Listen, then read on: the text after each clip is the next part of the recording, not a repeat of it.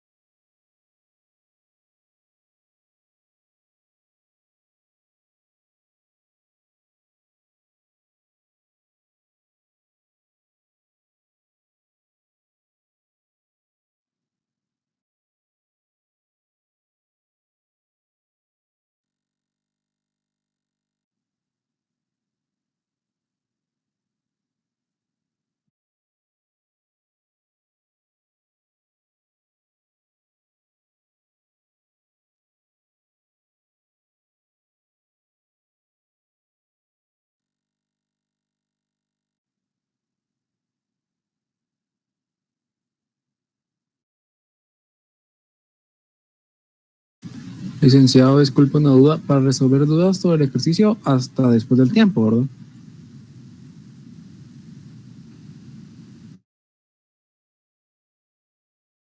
Sí, hasta después del tiempo, por favor. Gracias.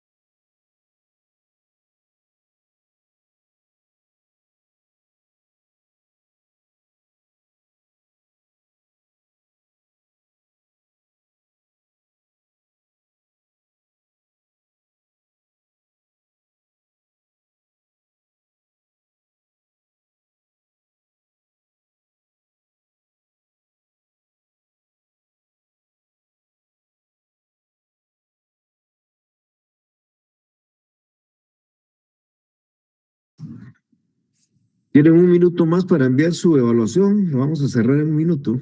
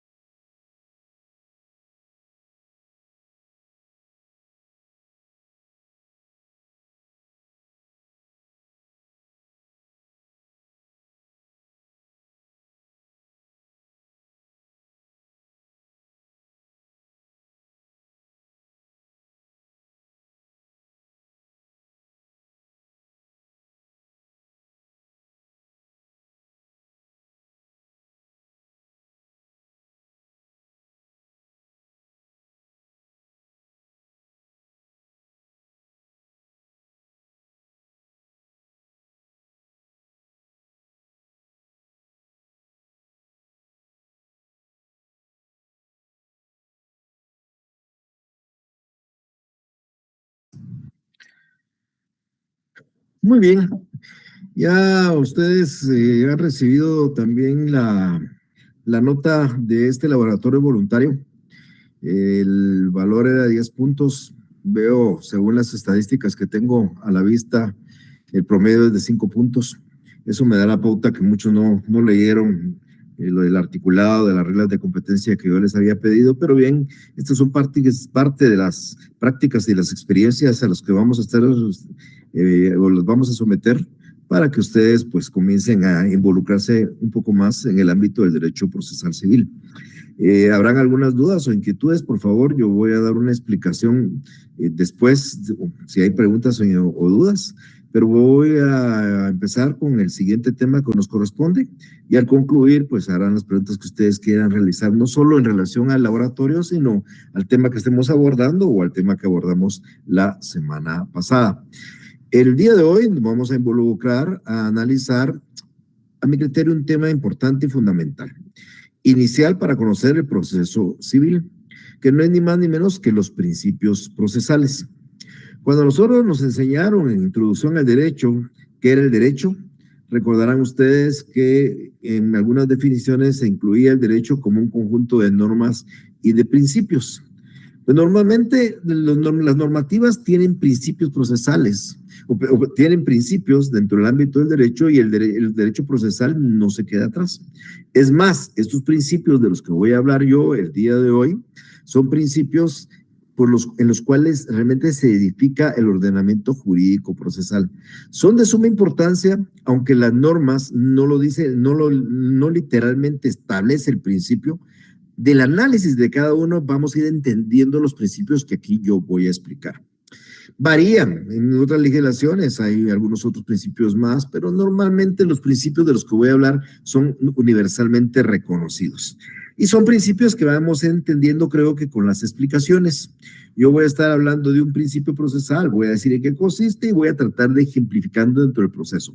Aunque yo sé que ustedes todavía no conocen el proceso, pues voy a dar la explicación de tal manera, en una forma tan sencilla, que ya cuando lo estemos viendo en el futuro, ustedes van a ir encuadrando y entendiendo esos principios procesales. Pero para empezar, recordemos que los principios procesales constituyen la estructura sobre la que se edifica un ordenamiento jurídico procesal.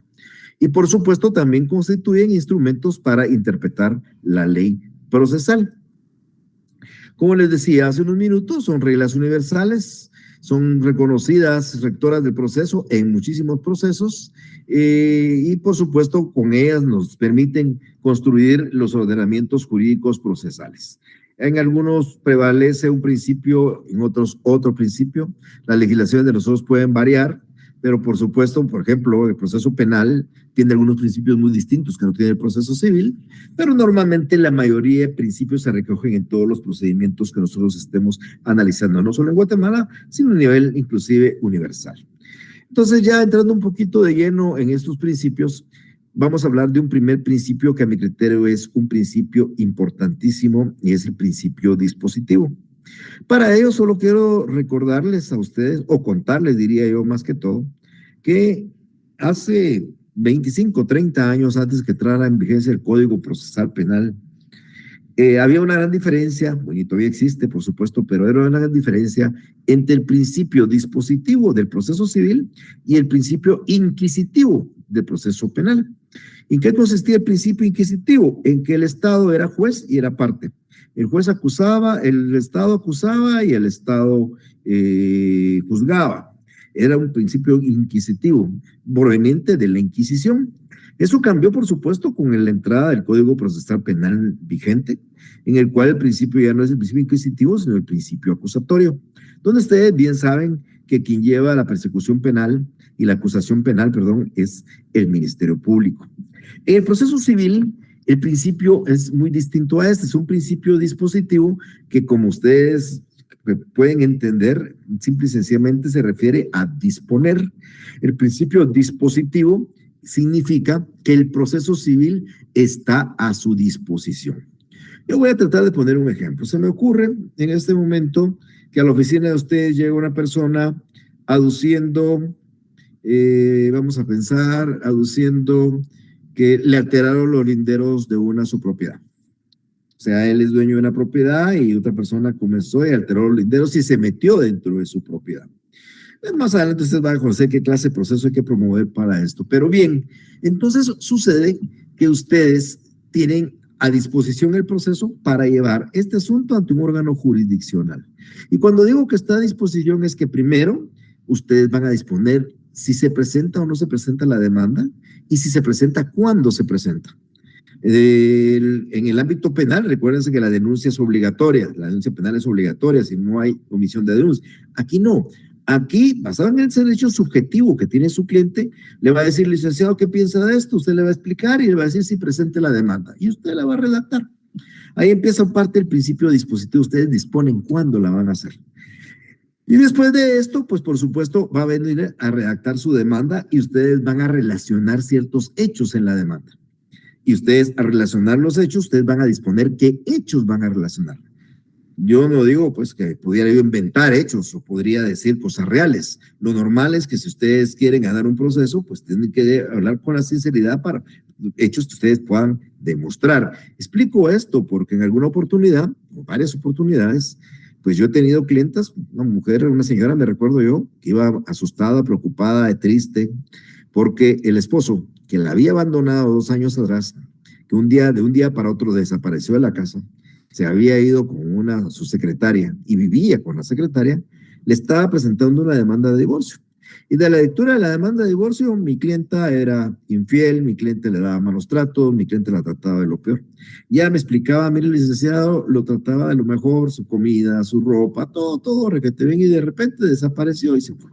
Pero bueno, eso fue lo que dispuso el señor con su abogado poner en la demanda, porque eso es lo que ustedes creen que van a poder demostrar. Entonces, cuando ustedes redactan su demanda, ustedes disponen cuáles son los hechos. Y cuando digo que disponen cuáles son los hechos, quiere decir que esos hechos que ustedes disponen son los que al juez les va a servir para llevar todo el proceso. El juez no les va a poder incluir hechos ni les va a poder quitar hechos. Los hechos que ustedes manifiesten son los hechos que ustedes aportan y son los hechos que ustedes deben de demostrar a la hora de accionar. Y no solo la disposición está en los hechos, también en las pruebas. En el proceso civil, el juez no hace prueba. El juez no decide qué pruebas. O sea, no, a lo que me refiero es que el juez no puede aportar los medios de prueba. Los medios de prueba los aportan ustedes al proceso. Usted, parte actora, presenta una demanda, usted le anuncia al juez en su demanda qué medios de prueba cree que va a utilizar a la hora de que el proceso ya esté en la fase del debate. Y cuando ya esté en la fase del debate, usted va a disponer si esos que usted ofreció los va a proponer o solo algunos de ellos. Lo que no va a poder hacer, eso lo vamos a explicar ya más adelante, es querer ofrecer pruebas, proponer pruebas que usted no ofreció. Entonces, el proceso, usted ofrece unas pruebas y a la hora del debate usted las propone, todas o solo algunas de ellas, usted dispone. Y el juez va a proceder a incorporar legalmente cada uno de los medios de prueba. Entonces, ustedes no solo disponen en cuáles son los hechos, sino también disponen en cuáles son las pruebas. Y sigo con esto, también disponen cuáles son las pretensiones. Si la pretensión de ustedes es que se regrese el bien a donde fue alterado, pero no le piden costas, condenen costas al juez, el juez pues lógicamente va a establecer y va a decir solo sobre la alteración de linderos, pero no va a decir sobre las costas porque ustedes no dispusieron sobre esa situación. Entonces, ustedes, las pretensiones también ustedes las disponen. Miren qué interesante, o sea, disponen cuándo se presenta la demanda, disponen cuáles son los hechos, disponen cuáles son las pruebas, disponen cuáles son las pretensiones. E inclusive, el proceso civil también pueden disponer si quieren terminarlo antes de la sentencia. Van a haber dos figuras, ya que expliqué una de ellas en algún momento, o dos de ellas muy rápidamente, pero eso lo vamos a ver más adelante. Un desistimiento, que es una forma de dar fin al proceso de una forma expresa, cuando una parte decide ya no continuarlo y desiste de él. Esa es la disposición. Y hay una forma tácita que se llama caducidad de la instancia, que es cuando uno abandona el proceso y ya no lo continúa. Pero bien, aquí lo que a mí me interesa mucho es que entonces entendamos que el proceso está a su disposición. Usted, actor, dispone los hechos, las pruebas, su pretensión, y el demandado, si usted fuera el abogado del demandado, va a disponer también cuál va a ser su medio de defensa, cuáles van a ser sus pruebas a aportar y cuáles van a ser sus pretensiones. Entonces, el proceso civil está a la disposición. Eso es el principio dispositivo. Luego encontramos un principio de concentración que lo que busca es que el proceso se desarrolle en el menor número de etapas posibles. En el transcurso de toda la explicación que vamos a dar todo este año, yo les voy a ir explicando las etapas del proceso. En términos generales, el proceso civil se divide en tres etapas. Una etapa de iniciación, que es cuando uno presenta la demanda y la otra parte la contesta. Esa es la parte de iniciación del proceso. El actor demanda y el demandado se opone, contesta en sentido negativo, etcétera. Una etapa de desarrollo o de debate, que es cuando las partes deben de proponer sus medios de prueba y el juez debe de diligenciarlos e incorporarlos al juicio. Y una última etapa que viene ya y va incorporada por los alegatos y por la sentencia. Pero cuando hay un principio de concentración que normalmente deviene de la oralidad, más adelante voy a explicar un poco más esto el día de hoy, entonces significa que se pretende que todas esas etapas se desarrollen en el menor tiempo posible y por ende se desarrollan normalmente en audiencias. Nuestro proceso civil no se desarrolla en audiencias más que el juicio oral que vamos a explicar el otro semestre. Nuestro proceso civil se desarrolla por días. O sea, nosotros presentamos una demanda, se emplazan por 9 días, hay 30 días de prueba, hay 15 días para presentar alegatos, 15 días para dictar la sentencia. Y todas esas etapas, pues, alargan el proceso, pero en la oralidad, por ejemplo, hay un principio de concentración. Y entonces se desarrolla todo el juicio en una sola audiencia. Puede ser una segunda para prueba y hasta una extraordinaria para prueba también, como vamos a explicar oportunamente, pero se trata de concentrar todas las etapas en el menor tiempo y eso se hace a través normalmente de audiencias. Entonces, el principio de concentración busca concentrar el mayor número de etapas en el menor número de tiempo o de audiencias. Luego encontramos un principio de celeridad. Esta celeridad, que es sinónimo de prontitud o rapidez, quiero decirles que realmente no se cumple en su totalidad en el proceso civil guatemalteco. Nosotros hemos oído muchas veces, creo que ustedes lo han oído cuando dicen, queremos una justicia pronta, pues se refiere a celeridad pronta. Ese principio de celeridad viene siendo una utopía en el proceso civil nuestro, porque lamentablemente nuestro proceso es escrito y contiene muchísimas incidencias e impugnaciones que lo hacen a veces muy largo.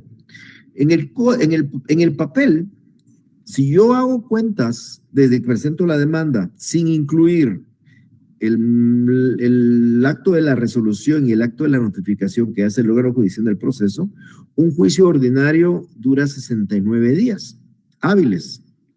El juicio ordinario hay que empezar por 9 días, más 30 días de prueba, son 39, más 15 días para la vista, más otros 15 días para dictar sentencia, son 69 días, lo que debería durar un juicio sumario ordinario. Y agregándole las notificaciones y las resoluciones, pensemos en 100 días hábiles, o sea, menos de un año, lo cual en la realidad no sucede. Yo le digo a los compañeros, en lugar de 69 días, yo le pongo un punto y son 6 años y 9 meses. Lo que puede durar un juicio ordinario, porque no estoy alejado de la realidad. Entonces, sí buscamos de que el proceso sea rápido, pero lamentablemente en este momento nuestro proceso escrito no permite mucho esa celeridad. Pero es un principio procesal que busca nuestro procedimiento vigente actualmente.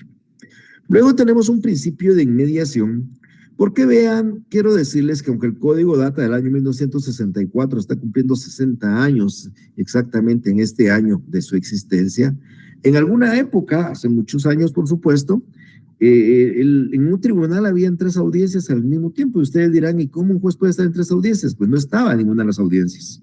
El juez estaba dentro de su despacho, y afuera habían 3 oficiales llevando 3 audiencias, uno llevaba un divorcio, otro estaba llevando un juicio de alimentos, otro estaba llevando cualquier cosa, y estaban en la audiencia, ahí exactamente violando el principio de inmediación, porque el principio de inmediación significa que el juez debe tener un contacto directo con las partes, debe estar relacionado directamente con las partes, principalmente cuando se están aportando medios de prueba en la recepción de medios de prueba. Entonces, es obligación del juez estar en las audiencias de prueba, es obligación del juez estar en las audiencias de un juicio.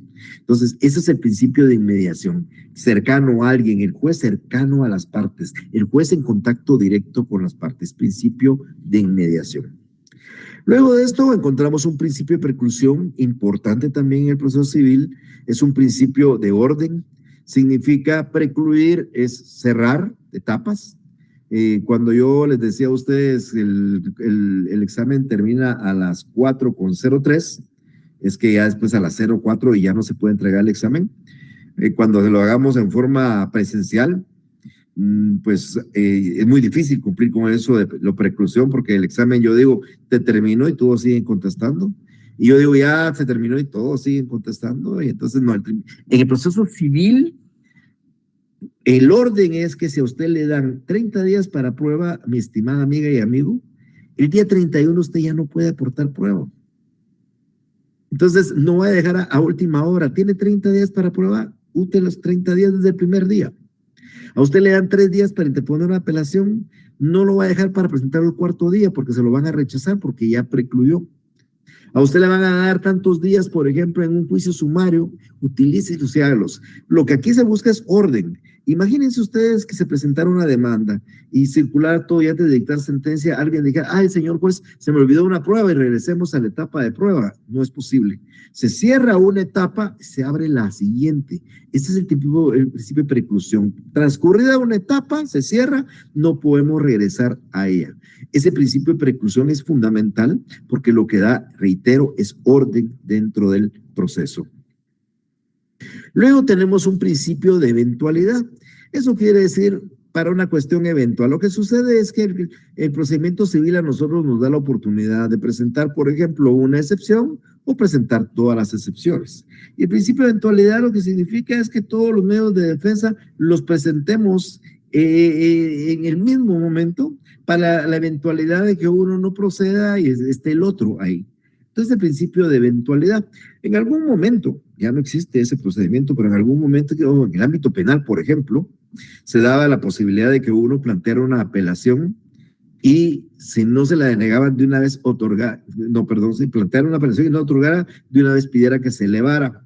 Era una forma como decir, si no me la dan, de una vez me voy para lo otro. Algo así es el principio de eventualidad en el proceso civil. La posibilidad de que ustedes, en un momento determinado, pues ustedes puedan interponer una excepción y en lugar de una presentar 2 o 3, pensando que si no procede una o se desestima una, venga una otra eventualmente a proceder. Luego tenemos un principio importantísimo también, que es el principio de adquisición procesal, que debemos de manejar muy bien. Si yo a ustedes les preguntara en este momento, si hubieran 2 partes en ese juicio que dije de alteración de linderos, imagínense ustedes que el actor presenta 10 pruebas y el demandado no presenta ninguna. En el sentido común, ustedes, ¿a quién creen que le va a dar la razón el juez? Con la pregunta que yo les hago, ustedes estarán contestándose. Bueno, pues lógicamente el que presentó 10 pruebas, porque presentó 10. Es algo así como en un partido de fútbol que mete 2 goles y el otro mete 0, gana que mete 2 goles. Pero en el proceso civil no funciona así.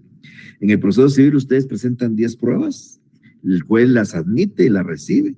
Y a la hora que el juez dicta la sentencia, esa prueba no prueba a su favor. Puede probar a su favor, pero también puede probar en contra de usted. Porque la prueba, cuando ingresa al proceso, ya entra para el proceso. Ya no es de las partes. La prueba, el principio de adquisición procesal es que la prueba aportada en el proceso no es para quien la aporta, sino es para el proceso. Entonces, una prueba, estimado y futuro colega abogado, que usted presente al proceso, puede probar a su favor o también puede probar en su contra. Vamos a ver algún par de artículos en el transcurso de todo esto donde se aplica mucho el principio de adquisición procesal. Adelanto uno, la declaración de parte. Cuando ustedes les explique yo cómo se hace la declaración de parte, les explicaré que el articulante, que es el que articula las preguntas, presenta un pliego de preguntas y el juez califica las preguntas y se las dirige al absolvente. Entonces, cualquiera diría que el juez a la hora de valorar la prueba va a ver solo las respuestas. No, también analiza las preguntas. Y si una pregunta que usted formule contiene una confesión suya, el juez la va a tomar como una confesión suya. Entonces, esa prueba que aparentemente usted aporta al proceso está probando en su contra. Igual pasará con los documentos. Un documento que usted presente en el proceso podría estar probando en contra suya, porque la prueba va a servir para el proceso y no para las partes. Principio de adquisición procesal. Luego tenemos un principio que está regulado en la Constitución Política de la República y no es ni más ni menos que el principio de igualdad. Es un trato en iguales oportunidades para las partes. Las partes en el proceso, tanto el actor como el demandado, el ejecutante como el ejecutado, tienen el mismo trato. Deben dársele las mismas oportunidades, tienen las mismas facilidades. No podríamos nosotros decir, por ejemplo, el actor tiene derecho a apelar la sentencia y el demandado no. No podemos decir nosotros, el actor tiene derecho a hacer esto y el demandado le está vedado, o viceversa. Todos tienen las mismas oportunidades. El Código Procesal Civil tiene un par de artículos. El otro semestre, cuando hablemos del juicio sumario, vamos a explicar uno de ellos por lo menos, que dice así literalmente, dice, en el juicio sumario de desocupación, el arrendatario que no esté al día en el pago de sus rentas no tiene derecho a la apelación. O sea, una apelación de una sentencia en un juicio sumario no la puede interponer un arrendatario que no esté al día en el pago de sus rentas. Miren, hemos alegado que es un principio de desigualdad. El arrendatario no puede apelar, pero el arrendante sí puede hacerlo. Sin embargo, esto ya ha sido discutido por la Corte de Constitucionalidad y la Corte de Constitucionalidad ha analizado, ha tenido distintos criterios a lo largo de los años, pero el último y el vigente es que no es inconstitucional el artículo porque chocaría también con un principio de propiedad que es también constitucional. De eso vamos a hablar oportunamente, pero el principio de igualdad significa igualdad para las partes dentro del proceso. Luego vamos a hablar de un principio de economía procesal que también es una utopía, tiene mucha relación con el principio de celeridad. Economía procesal es la idea o pretende que existan procesos con plazos muy cortos, abreviados, pero fundamentalmente que esto traiga un ahorro de tiempo y de costos. Miren, es una utopía porque ya expliqué yo lo que puede durar un juicio ordinario o un juicio sumario en la práctica. Y lógicamente, por la tardanza del proceso, por lo largo del proceso, también se convierte en un proceso oneroso en cuanto a costos. O sea, un abogado tomar un juicio que va a durar 5 o 6 años, pues lógicamente va a cobrar mucho, mucho más que un juicio que durara un mes o durara mes y medio. Entonces, se busca que haya un principio de economía, se busca que el proceso sea rápido, se quede a plazos cortos y sea barato, pero por el momento esto, insisto, simplemente es una ilusión, pero es un principio que también debe regir y se trata de regular en el código, aunque, insisto, de muy poca aplicación. Luego tenemos un principio de probidad. La probidad es sinónimo de honradez. Lo que se busca aquí es que usted, mi futuro abogado o abogada, actúe dentro del proceso juntamente con el juez con rectitud, integridad y honradez.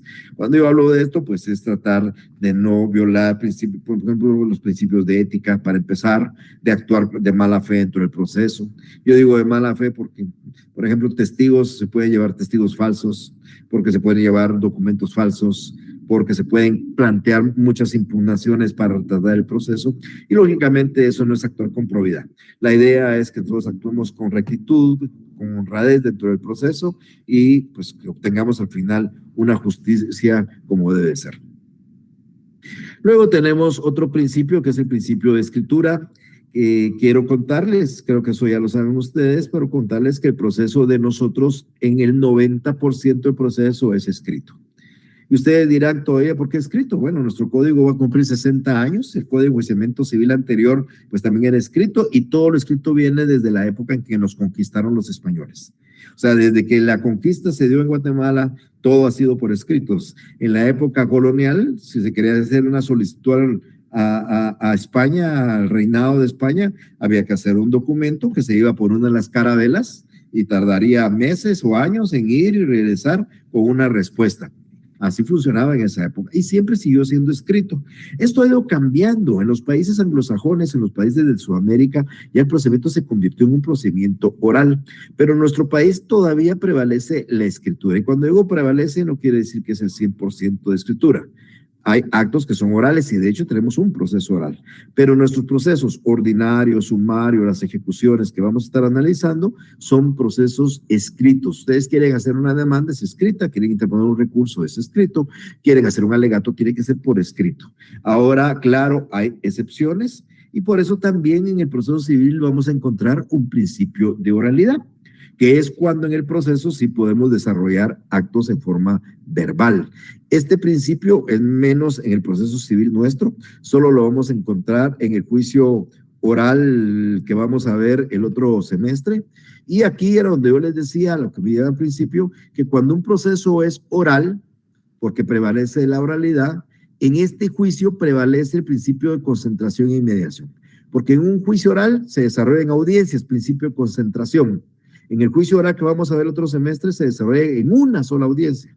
Podrían existir hasta una segunda y tercera que solo para prueba, pero normalmente es una audiencia.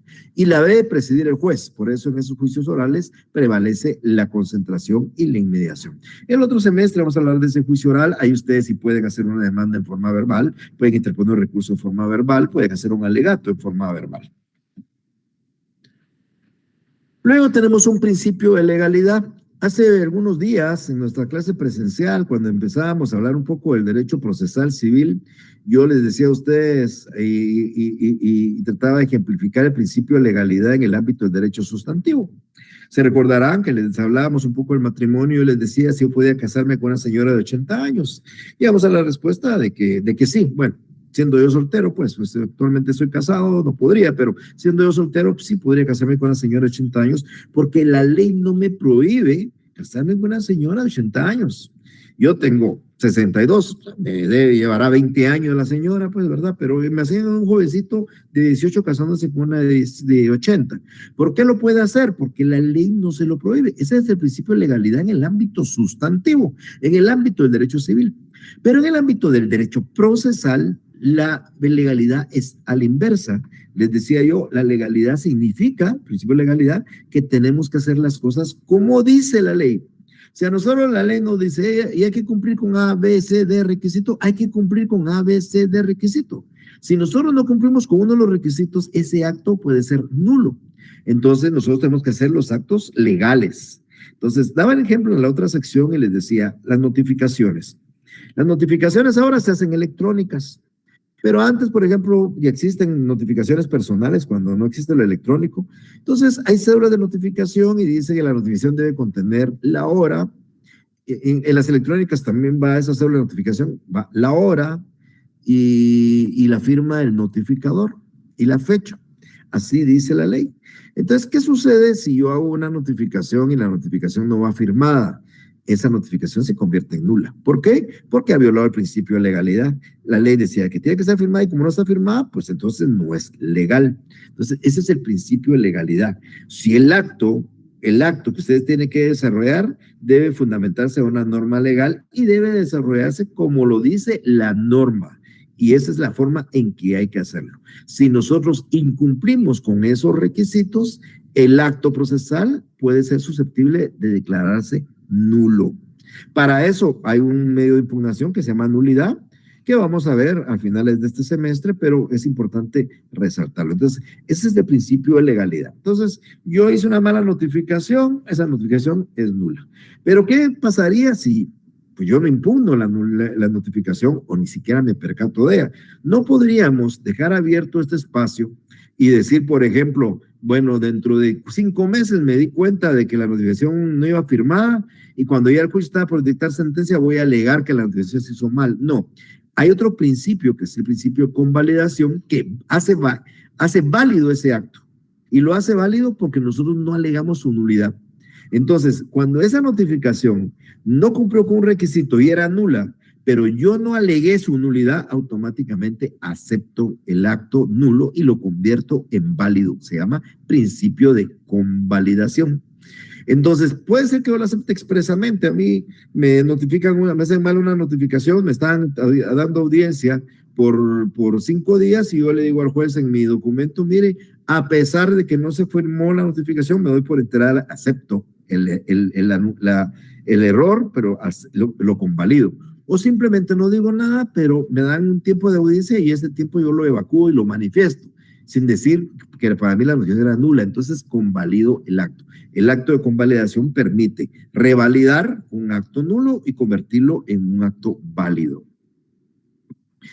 Luego de esto tenemos un principio de congruencia. Decía al principio, cuando hablaba del principio dispositivo, es que el juez, ustedes como abogados disponen cuáles son los hechos, disponen cuáles son las pruebas, disponen cuáles son las pretensiones. Cuando el juez dicta su sentencia, mis estimados amigos, no puede crear hechos distintos. Cuando el juez valora la prueba, no puede valorar una prueba que él incorpore. Y cuando el juez decide sobre las pretensiones, no puede resolver ni más ni menos de lo que ustedes pidieron. No quiere decir que les acceda a lo que ustedes pidieron, sino que tiene que resolver sobre lo que ustedes pidieron. Si ustedes pidieron 3 puntos, sobre esos 3 puntos tiene que decir después si procede, si no procede. Eso es principio de congruencia. Pero si ustedes, el juez, al dictar la sentencia, agrega otras cosas, automáticamente su sentencia viene siendo incongruente y eso no puede suceder. Yo daba otro ejemplo en la sección anterior y les decía, imagínense ustedes que se plantea una demanda de divorcio por una causal, vamos a poner la causal de malos tratos. O sea, una persona llega y le dice al juez, mire, señor juez, vengo a plantear mi demanda de divorcio porque mi esposa me da malos tratos. ¿Ok? Y entonces se basa sobre eso. La otra parte contesta y dice que no le da malos tratos. Entonces, miren, hay uno que dice que hay malos tratos y otra que dice que no hay malos tratos. Al momento de aportar los medios de prueba, pues se pide la declaración de ella. Y entre las preguntas que le hace, le preguntan, diga si usted es infiel. Y ella dice, sí, soy infiel, que también es una causal de divorcio. Al juez le es prohibido tomar y declarar el divorcio por esa confesión. ¿Por qué razón? Porque lo que se dispuso era que el divorcio era por malos tratos. La infidelidad no estaba en la discusión. La infidelidad no era parte de eso. Y aunque es una causal de divorcio, no era lo que se estaba discutiendo. Entonces el juez decide un divorcio por la infidelidad, su fallo sería incongruente y susceptible de impugnarse y susceptible de que se deje sin efecto y que se revoque. Así no funciona el proceso civil nuestro. Si ustedes disponen que es por malos tratos, pues malos tratos. Si disponen que eran malos tratos e infidelidad, pues malos tratos e infidelidad. Pero ustedes son los que disponen y el juez va a resolver conforme a lo que ustedes le relataron en los hechos y lo que ustedes le pidieron como parte de sus pretensiones. De otra manera, si el juez lo hace de otra forma, su fallo sería incongruente y estaría violando este principio de congruencia. Y luego tenemos un principio de contradicción. Dentro del proceso, mis estimadas amigas y amigos, pues tenemos un conflicto principal. Un señor dice que le alteraron sus linderos. Ese es el conflicto principal. Y todo el proceso va a estar tratándose de probar que efectivamente él es el poseedor de un lugar y el demandado le alteró los linderos y se metió dentro de la propiedad de él. Eso va a ser el conflicto principal. Pero dentro del proceso se van a dar ciertas incidencias. Por ejemplo, una notificación que una parte alega que es nula, un acto de fondo donde alguien pide la sustitución de un bien embargado, por ejemplo, alegar que un documento es falso, por ejemplo, son incidencias que no son el asunto principal, pero que sí son controversias accesorias. Cuando se da una situación de estas, el juez, al plantearse esto, no puede entrar a resolver si previamente no le da la oportunidad a la otra parte de contradecir. Por eso, cuando yo daba alguna vez un ejemplo en clase presencial y le decía a un compañero ahí, poniendo el ejemplo de sus hermanitos, no podría, porque un hermanito le dijo que le pegó, de una vez condenar al otro. Tiene que oírlo, darle la oportunidad de que contradiga, que se oponga. Y eso es el principio de contradicción. Dentro del proceso van a encontrar ustedes ciertas incidencias que previamente a que el juez resuelva, tiene previamente que darle audiencia a la otra parte para que se manifieste. Audiencia para que contradiga, en otras palabras.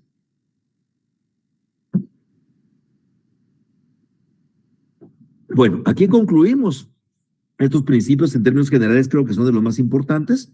En el camino vamos a estar viendo otros principios que seguramente van a aparecer en algún momento y que podamos tratar de explicar, pero creo que son los más importantes. Cuando yo ya esté en el campo de la explicación con ustedes, de todo el proceso, vamos a relacionar los principios. Y de hecho, cada vez que veamos un artículo, no siempre están ahí, pues me dirán, miren, este contiene el principio de dispositivo, este principio de oralidad, este es el principio de escritura, bueno, etcétera, etcétera, etcétera. Bien, los dejo ahora a ustedes con algunas preguntas, si tienen algunas inquietudes, algunas dudas, no solo de esta explicación, sino del laboratorio o del tema de la semana pasada. Ana Raquel, por favor, para empezar. Buenas tardes. Licenciado, buenas tardes. Quería molestarlo, por favor, si me coloca la diapositiva del principio de probidad. Principio, con mucho gusto, con muchísimo gusto. Ahí está. Gracias, licenciado, muy amable. Ah, era para tomarle una foto. Bueno, miren, recuérdense que todo esto lo voy a estar subiendo yo al Facebook. Bueno, siempre voy a subir y cuando se me olvide un día me lo recuerdan. Terminando el punto, yo subo esto al Facebook. Ahí tienen ustedes para repasar el tema, volverlo a ver, las veces que quieran verlo, tomarle fotografía, lo que ustedes quieran. Elizabeth, por favor. Buenas tardes, licenciado. Buenas tardes. No sé si dijo principios de probidad, ¿verdad? Ajá. Y entre ellos dice que prevalece la concentración. ¿Y la otra cuál sería, licenciado, perdón? No, pero en el principio de oralidad prevalece la inmediación y la concentración. Es en el principio de oralidad. El principio de oralidad, donde el proceso se desarrolla en forma oral, como se desarrolla en audiencias, principio de concentración. Y como el juez tiene que dirigirlas, principio de inmediación. Muy bien, gracias, licenciado. A usted, Elizabeth, por favor. Silvana, si es tan amable. Buenas tardes, licenciado. Buenas Disculpe, tardes. Fíjese que yo solo tengo duda del laboratorio. Dígame. ¿Cuáles son buenas y cuáles son malas? Pero no sé si lo vamos a ver en algún momento. Pero usted ya abrió usted su nota y ahí aparecen sus buenas y malas. Pero tengo 4 malas, no sé Dígame, cuál. ¿y por qué las tiene malas según usted o por qué las debería estar buenas? Aparece en el Gmail entonces. En el mismo nota, usted baja y ahí aparecen sus notas buenas y malas. Muchas gracias, en rojo las malas y en verde las buenas. Entonces, muchísimas gracias. Ahora les estoy dando las respuestas, pero normalmente no debe ser así, pero es para que ustedes se relacionen y digan, me equivoqué en esto, me equivoqué en lo otro. Veo que Elizabeth está otra vez levantando la mano. Otra vez, Elizabeth, dígame. Ya no. Perdón, lo dejé en pantalla. Madeline, por favor. La economía procesal está considerada también como un principio. Sí, así es. Ok, gracias. Así es también. ¿Alguien más?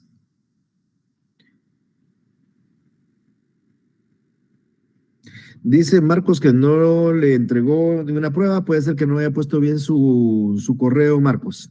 Siempre les aconsejo que cuando ustedes hagan, al principio viene un correo electrónico y ahí es donde ustedes tienen que colocarlo porque lo que yo hago es un clic para todos los correos y ahí llegan.